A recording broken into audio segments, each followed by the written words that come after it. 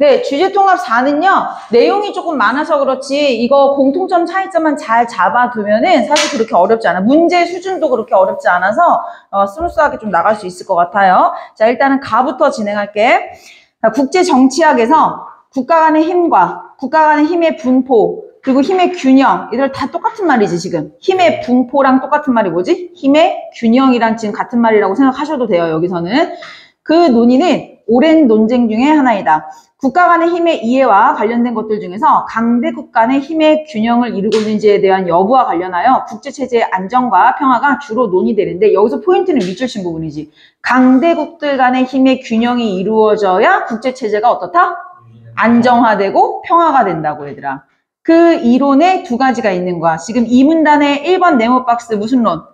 세력 균형론. 자, 그 다음에 4문단의 패권 안정론. 근데 얘네가 너희도 이거 배워봐서 알겠지만 살짝 이제 모순점이 보이기는 하지, 그치? 그거에 대해서 이제 그 모순점을 어디서 얘기해주니?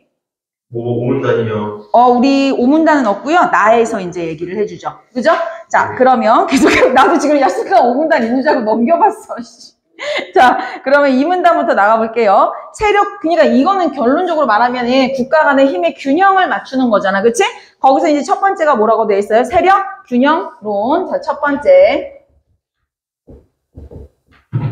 이 세력 균형론에 대해서 이제 좀 해봅시다. 얘들 세분화가 많이 되기 때문에 좀 집중해야 돼. 빨간색 1번 읽을게요. 세력 균형은 국가 간의 힘이 배분되는 측면과 노란 색깔, 그리고 정책적인 측면으로 나누어서 그 의미를 파악해 볼 수 있다. 전자의 측면이 노란색이죠? 그러니까 국가 간의 힘이 배분돼야 된다라는 거. 근데 그거는 무정부 사태여야 되고, 국가 간의 관계가 뭐라고? 네, 수평적이어야 돼. 특정히 어떤 한 국가가 자국의 의지를 타국에 일방적으로 강요할 수 없는 상태, 이게 무슨 관계야? 수평적인 거. 동맹 등을 통해서 국가 간의 힘이 균형 있게 분포되어 있는 상태, 이게 뭐야? 무정부 상태, 수평적인 상태. 이렇게 생각하시면 되는 거예요. 자, 한편 후자는 얘들아 그럼 지금 분홍색 시작되려고 하는 거지, 그치?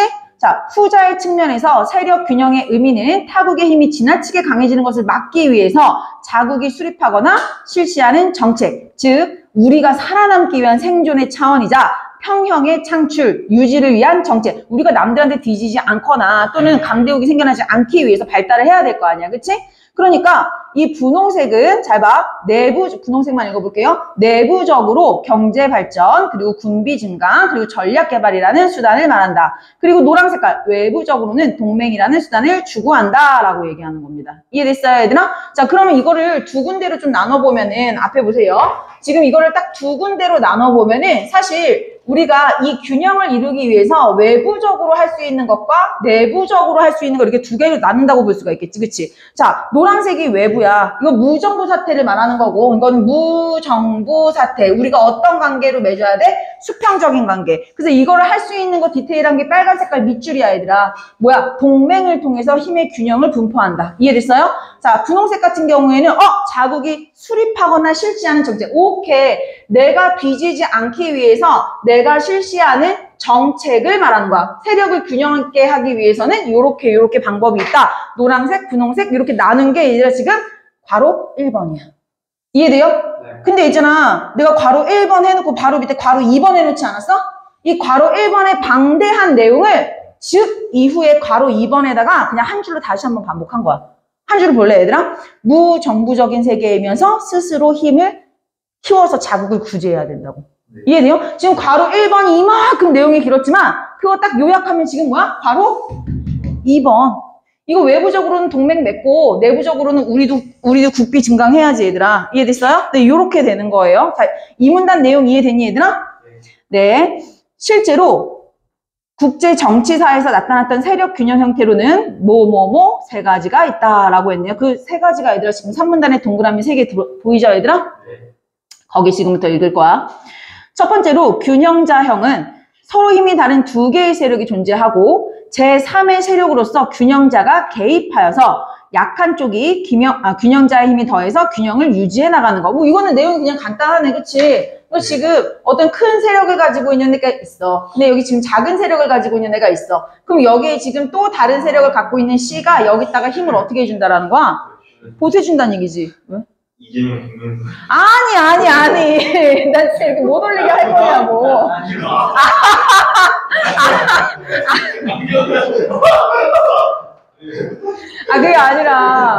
아, 난 아까부터 보고 있었어. 안경은 써야지, 공부하려면. 아니, 민서야. 집중하자. 너 집중해. 나도 솔직히 내신 그리면서, 나 이거 아닌데 싶었거든? 근데, 이거 이해되죠, 얘들아? 네. 그러니까 지금 얘가 지금 뭐가 되는 거야? 개입국이라고 생각하면 돼. 알겠죠? 자, 그럼 계속 한번 해볼게요. 근데 얘네가 기억 읽어볼게요. 근데 균형자는 개입국을 우리가 뭐라고 했구나? 균형자. 왜? 얘가 여기에 세력을 보탬으로써 어느 한쪽이 비대해지지 않게. 이해됐어요? 진짜 그런 눈빛 하지 마. 자, 그래서 지금 근질근질해. 지금 계속 눈빛이 정민서. 자, 그래서 균형자가 얘들아 저것도 재주야. 아무것도 안 했는데 애들을 즐겁게 해주잖아. 그러니까 균형자가 얘들아 기억 부분 읽어볼게요.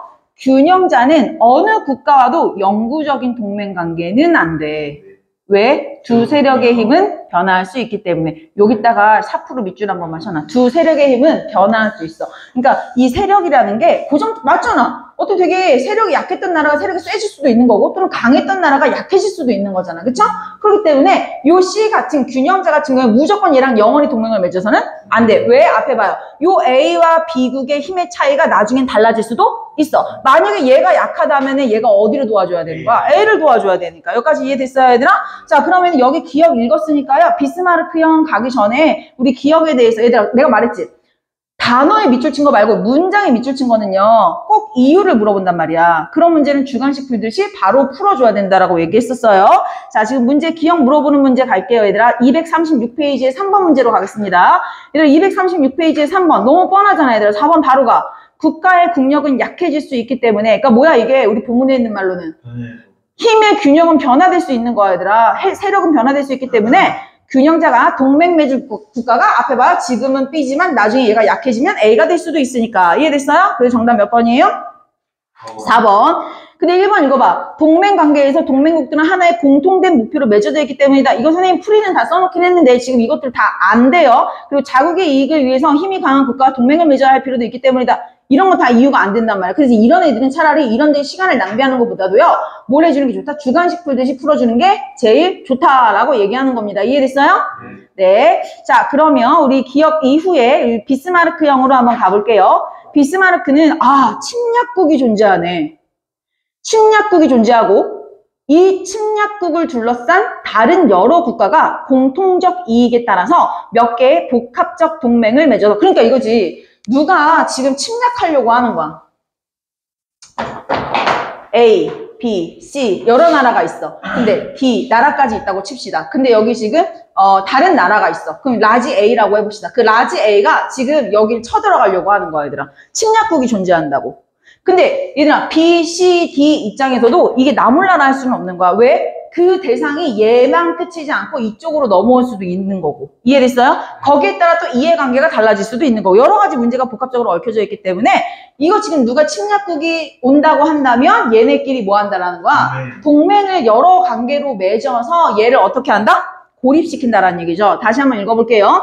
침략국이 존재하고 여러 국가가 공통적 이익에 따라서 몇 개의 복합적 동맹을 맺어서 예상 침략국을 고립시켜서 견제하는 것이다. 여기에 가령이라고 나와서 이게 얘가 나와 있는데 나는 여기 얘를 보는 것보다요. 너희 어디를 보면 이게 그림이 좋냐면 얘들아 237페이지 한번 펼쳐볼래? 237페이지에 4번 문제 국제정세 2번 보여요, 얘들아? 네. 2번 보면은 지금 C국이 어떻게 하려? C국이 지금 침략국인 거야, 얘들아. C국이 침략국이니까 A국이 지금 누구랑 동맹을 맺어? 동맹 가는 지금 A국이 누구랑 동맹을 맺은 거야? 그림 잘 봐. 이거 그림도 해석을 해야 문제를 푸는 거니까, 그치? 자, B랑 동맹을 일단 맺었지. 근데 거기서 끝이지 않았어. A국이 또 지금 누구랑도 동맹 나를 맺었어. D국이랑도 맺었지. 동맹 다, 세 번째 동맹을 또 맺었어. 누구랑? 이국이랑. 이해됐어요? 자, 요렇게 얘네끼리 가, 나, 다 여러 국이 동맹을 여러 개 복합적으로 맺어버리니까 누가 지금 고립되고 있어? 침략국인 C국이 고립되고 있는 모양이 지금 여기 국제정세 두 번째야, 얘들아. 요거 이해하면 그 본문 이해가 된다라는 거지. 이해됐어요, 얘들아? 네. 선생님 칠판에 그림, 허접한 그림보다 이거 훨씬 나아요. 어차피 문제로 이해하는 게 더 좋으니까요. 이렇게 구석에서 하고 있었어. 자, 그러면 얘들아 비스마르크까지 이해됐니? 괜찮니? 네, 그럼 나 이제 냉전형 갈게요. 냉전형은 그렇게 어렵지 않습니다. 자, 냉전형 같은 경우에는 강대국들이 존재하는 거야, 얘들아. 근데 이 강대국들 간에, 강대국이라고 하지 않을게요. 적대하는 당사국 간의 힘이 어떻다? 그럼 얘들아 함부로 쳐들어갈 수가 없겠지? 그래서 이게 어쨌든 균형론이라는 거야. 이해됐어요? 네. 자, 그러면 앞에 볼게요. 요렇게 하는 거에는 몇 가지 방법이 세부적으로 있었다. 첫 번째, 두 번째, 세 번째 방법이 있었다. 첫 번째 방법이 뭐였어요? 네, 균형자론. 그 다음에 두 번째 방법이 비스마르크. 세 번째 형이 냉전 시대라 그러잖아. 너무 힘이 비등비등 해갖고 어떻게 함부로 먼저 칠 수가 없는 거야. 이해됐어요? 네. 자, 요렇게 해서 세 가지를 배웠고요. 근데 이번에 얘들아 큰 2번으로 넘어가야 돼. 패권 안정론. 근데 이름부터가 다르잖아. 1번은 얘들아 뭐 균형이야? 세력이 균형 있다라고 얘기하는 거 아니에요? 근데 이제 두 번째는 이름부터가 지금 달라. 뭐라고? 누군가가 패권을 쥐고 있다라는 거지. 누구 한 명이 센 패권을 진 자가 있어서 세계가 안정된다라는 거야. 그러니까 이거랑 지금 크게 잡아야 돼. 세력 균형론은 뭐야? 세력이 균등하니까 평화로워. 이해됐어요? 근데 패권 안정론은 뭐야? 힘센 자 한 명 밑에서 평화로워. 이해됐어요? 네, 그래서 패권 안정론까지 가볼게요. 자, 패권 안정론 가겠습니다. 파란 색깔. 한 강대국이, 우리 얻은 나라가 떠오르죠? 자, 국제 질서의 패권국이 되고 이 국가를 중심으로 한 안정이 만들어지는 거야. 이해됐어? 이 입장에서는 국제관계를 무정부 사태, 얘들아 지금 물결 표시들 봐. 아까 노란색의 물결 표시랑 지금 여기 파란색의 물결 표시랑 공통점, 차이점 체크해야지, 그치? 어쨌든 자, 패권 안정론은 일단 무정부 사태이기는 해. 무정부 상태이기는 해. 근데 국가 간의 관계가 강대국, 중간국, 그리고 약소국 등으로 구성되어 있는 어떤 관계? 수직적 관계. 수직적 관계니까 강대국이 존재한다, 패권이다 라고 할 수가 있겠죠. 자, 패권국은, 자, 여기서부터 이제 우리 주체 확실히 해. 이제 패권국이 하는 짓이야. 패권국이 이걸 어떻게 안정하게 만드냐 이거야. 패권국은 1번, 정치, 경제, 군사적 원조 등과 같은 긍정적 자극을 타국에 주는 거야. 누가 준다고? 패권국이 주는 거야. 그리고 두 번째, 국제적인 공공재를 제공하거나 여기에 필요한 비용도 분담해 주는 거야. 동그라미 1번과 2번을 통해서 안정을 만들어. 근데 이거 어떻게 안정을 만드냐? 어떤 효과가 있는지 읽어볼게요. 효과 1번. 일종의 공공재는 현상타파를 기도하려는 국가의 출현? 얘들아, 잡아. 현상타파가 뭐야? 현상이 뭐야, 지금 현상? 패권국이 있는 거야, 패권국이 있는 거. 패권국이 있는 상태를 타파하려는 시도를 하는 국가의 출현. 얘들아, 그럼 이렇게 생각하면 돼. 우리 패권국이 1인자. 그럼 여기 지금 현 상태를 타파하려고 시도하는 국가가 뭐야? 2인자라고 생각하면 돼, 얘들아.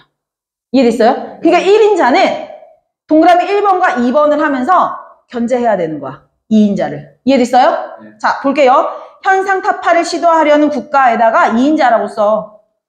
패권국을 자기가 패권을 잡으려는 거잖아. 서준아 아무 데나 막 줬지 마. 지금 파란색 하고 있잖아. 집중. 자, 그래서 현상 타파를 시도하려는 그 2인자의 출현을 억제해서 안정시킨다고. 이해됐니? 그리고 두 번째, 장기적으로 그리고 누구도 좋아? 내가 패권을 계속 쥐고 있으니까 나도 좋은 거지, 얘들아. 이해됐어요? 네. 자, 그래서 패권 안정론에서는요, 패권국의 국내 정치의 정부처럼 권력을 가진 권위자. 여기 이거 말 헷갈리면 안 돼. 잘 봐. 정부처럼이야. 이 정부가 있다는 거야, 없다는 거야? 세계적으로는 무정부 사태야. 근데 패권, 힘이 센 국가가 하나가 딱 있고 뭔가 이게 다스리는 것처럼 모양새가 돼 있잖아, 사실은. 그러니까 이게 겉으로는 뭐야? 정부처럼 군다라는 거야. 이해됐어요? 무슨 얘기인지? 자, 계속할게요. 패권국을 국내 정치에 정부처럼 권력을 가진 권위체로 본다. 여기서 조심해야 돼. 정부처럼이야. 정부가 있다는 얘기가 아니야. 패권국이 정부 아니야. 자, 패권국은 다른 국가를 통제하는 것이 가능하고, 그렇겠죠? 왜? 다른 국가를 어떻게 통제해, 얘들아? 아까 동그라미 1번, 2번을 통해서 통제하는 것이 가능하겠지. 너 돈 안 준다! 공공재 안 준다! 이렇게 돼버리겠죠? 그리고 패권국은 이런 식으로 해서 국제체제의 안정을 갖고 온다라는 겁니다. 이해됐어요? 근데 사실 요 세력 균형론 1번하고 패권 안정론 2번이 약간 말이 안 맞는 부분도 있단 말이야. 그치? 아까 우리 1번에서는 세력을 어떻게 해야 된다 그랬지? 골고루. 근데 지금 패권 안정론에서는 세력이 균등하지가 않네? 그렇지 않아요? 네, 요런 거에 대해서는 이제 나에서 얘기를 조금 더 진행을 한번 해볼 거예요. 여기까지 내용 이해됐어요? 네, 그렇게 안 어려웠기 때문에 얘들아, 선생님이랑 237페이지에 몇 개만 조금 하고 넘어가도록 할게요. 자, 나머지는 나까지 하고 가겠습니다. 자, 우리 어디를 보시냐면은요, 1번 볼게요. 세력균형론. 우리 방금 한 게 세력균형론이잖아. 그치? 세력균형론에서 G국이, 자, 우리 국제정세 1번 봐야 돼요. G국이 동맹나에 가입하여 G국의 힘이 더해졌다면, 이렇게 돼 있어. 그럼 G국이 아까 누구가 되는 거야, 얘들아? 균형자가 되는 거죠. 우리 G국에다가 균형자라고 빨리 지금 써줘요. 균형자가 됐다면 G국이 제3세력으로서 균형자 역할을 한다라는 거 맞죠? 그림만 봐도 딱 알 수가 있죠. G국이 원래 처음에 어디 편을 들까 하다가 지금 더 이제 균형을 맞추려고 지금 어디 편을 들어? 동맹 가의 편을 들어서 나의 편을 들었어. 나의 편을 든 거죠. 그렇죠? 균형을 맞추려고. 자, 그 다음에 2번으로 갈게요. 세력균형론의 관점에서 국제정세 2번에서 A, D 그리고 E 각각 맺은 동맹은 C국을 고립시키기 위해서 아까 우리 이거 그림으로 설명했었죠? 자, 오케이. 그 다음에 이제 3번 문제로 갈게요. 또 세력균형론의 관점이네. 국제정세 3은요. 아이고, 적대관계 맞겠다. 얘들아 힘이 어때요, 지금? 비등해. 그지? 적대국인데, 화살표를 통해서 알 수 있잖아. 이거 적대국이야. 적대국인데, 우리 어때요? 힘이? 비등비등해. 숫자만 표현해봐도 이해가 되시죠? 여기까지 내용 이해됐니? 네. 자, 그러면 요 상태로 우리가 이제 풀 수 있는 것들이 더 있기는 한데요. 어차피 내용이 그렇게 복잡하고 어렵지는 않아서 나까지 하고 진행하는 걸로 할게요. 그게 더 깔끔할 것 같아요. 235페이지 가겠습니다. 동맹이론. 자, 각 국가를 통할하는 공권력이 없는, 얘들아 공권력이 없다. 말 바꿔서 뭐라고 해요? 무정부 사태라는 거, 무정부 사태를 자꾸, 너 왜 이러냐? 자꾸 현대소설 수업해가지고. 무정부 상태죠.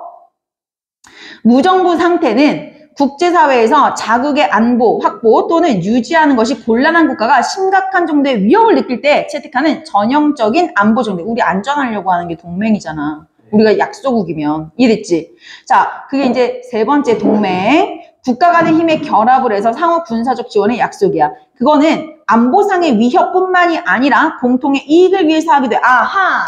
동맹. 앞에 보세요. 세 번째 동맹. 동맹은 그냥 단순한 거 아니야. 두 가지 맥락에서 할 수 있다라고 얘기하는 거죠. 첫 번째 뭐예요? 안보. 자, 안전하려고 얘들아. 자, 그 다음에 뭐예요? 공통의 이익을 위해서 한다라는 거야. 자, 그러나 동맹은 얘들아 물결 표시 읽어볼까요? 동맹은 어디까지나 누구를 위한 것? 야, 당연하지 이거는. 우리나라를 위한 것. 나를 위한 것. 그래서 이념에 따른 동맹의 깨짐보다는 이익에 따른, 더 이상 우리한테 이익이 안 돼. 얘네랑 손잡고 있으면. 그럼 어떻게 되겠니? 그 동맹이? 깨지겠지 당연히. 이해됐어요? 이러한 문제에도 불구하고 동맹은 약소국의 안보의 불안을 해소하는데 큰 도움이 되겠죠? 네. 자, 그래서 이 문단으로 넘어갑니다. 균형 전략과 편승 전략이 있다. 아하, 동맹에는요, 다시 균형과 편승. 앞에 보세요.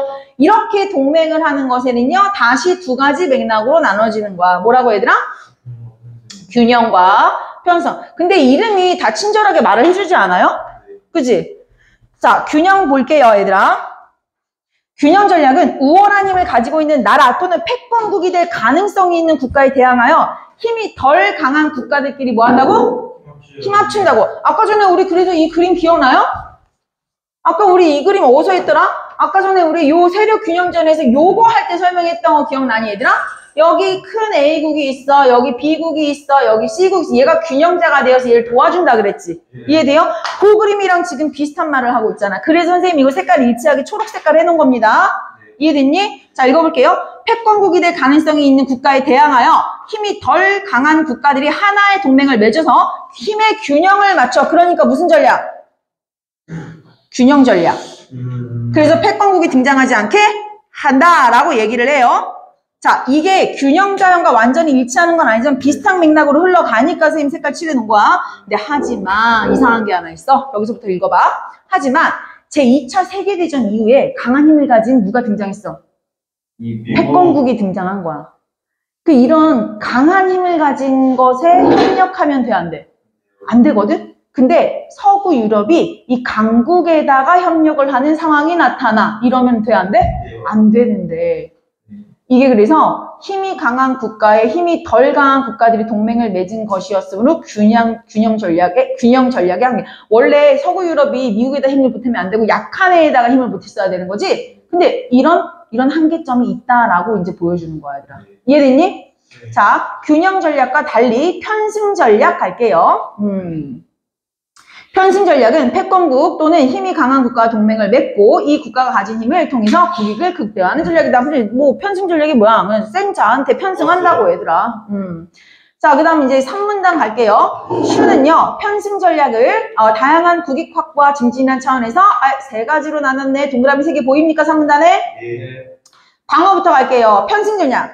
자, 방어는 약소국이 무모한 전쟁의 비용을 피하기 위해서 강대국, 그치? 야, 근데 편승 전략은 포인트가 딱 이거네. 누구한테 붙는 거야?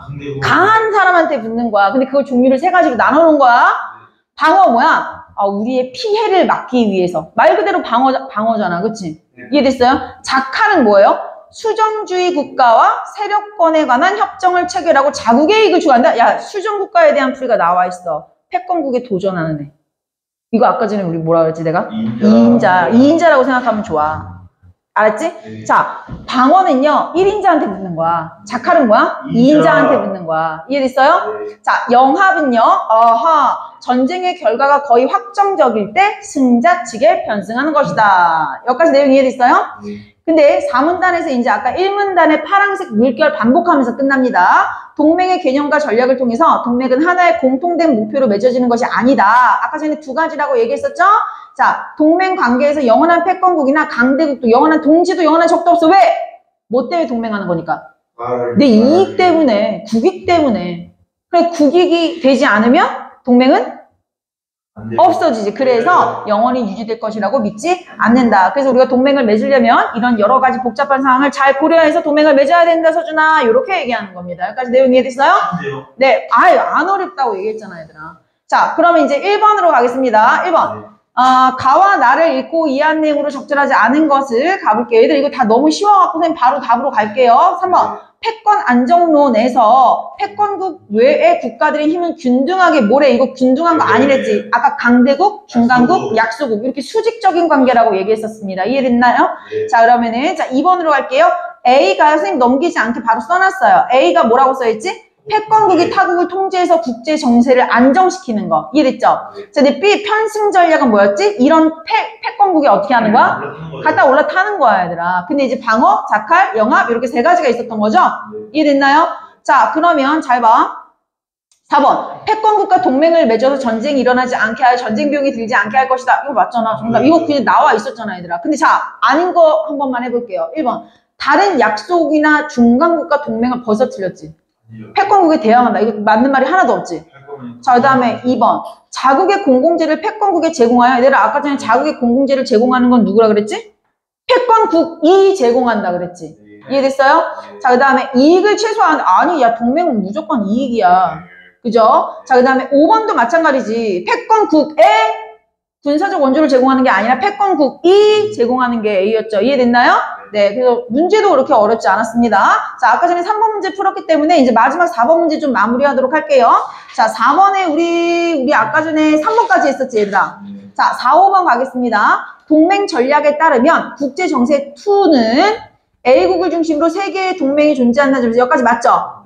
A국은 C국에 도전하는 수정주의. 야, 아까 내가 수정주의가 뭐라 그랬지?